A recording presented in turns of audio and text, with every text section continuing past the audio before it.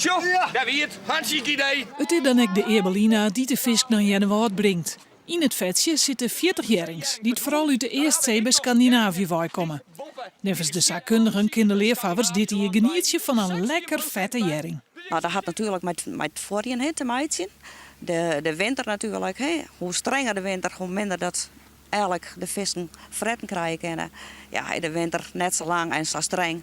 Ja, dan is de jering volle beter natuurlijk. En dus kinderen enthousiast worden op de eerste exemplaren. Dan gaan we eens even naar de trekken hier wijzen. Misschien is het wel alderaardig als er nog 40 in zitten. Dat we zitten weer beginnen met €1 het jeringje. Dus dat we nog eens inzetten op €60. Wat zit je hem ervan? 160. 160. 180. Denk je van de skippers die zei van wie wil op boord gaan? Neem me meer die boven de 15 biedt.